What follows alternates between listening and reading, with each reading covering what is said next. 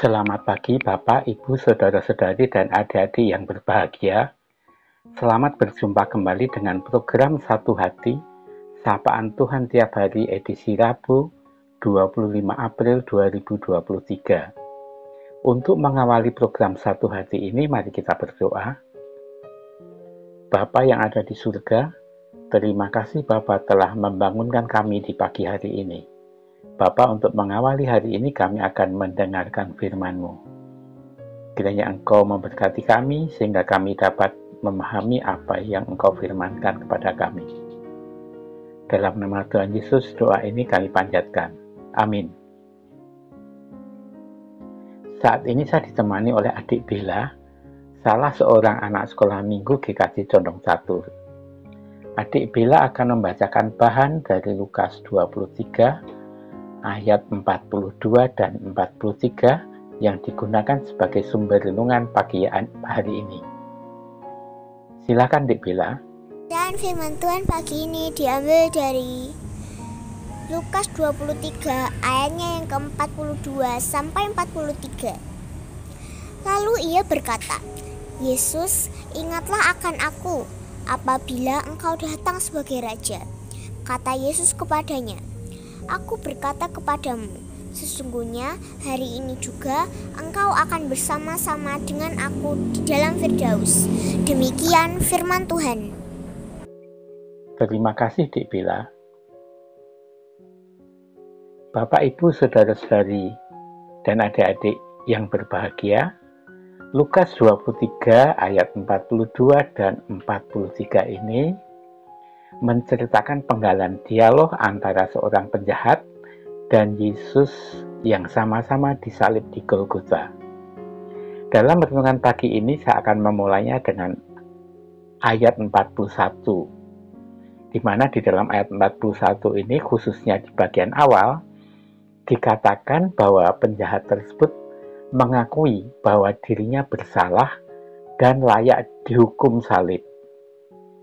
Dan di ayat 42, penjahat tersebut berkata, "Yesus, ingatlah akan aku apabila engkau datang sebagai raja." Yang kemudian dijawab oleh Yesus di ayat 43, "Aku berkata kepadamu, sesungguhnya hari ini juga engkau akan ada bersama-sama dengan aku di dalam Firdaus."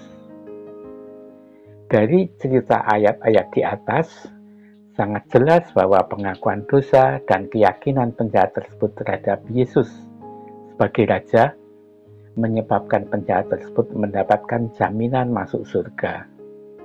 Seperti yang diceritakan di ayat 43.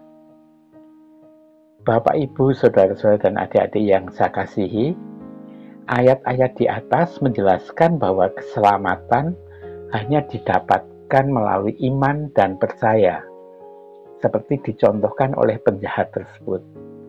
Meskipun ia seorang penjahat yang turut disalib dengan Yesus, namun dia yakin dan percaya bahwa Yesus adalah juru selamat baginya. Penjahat itu percaya bahwa Yesus datang kembali ke dunia sebagai raja.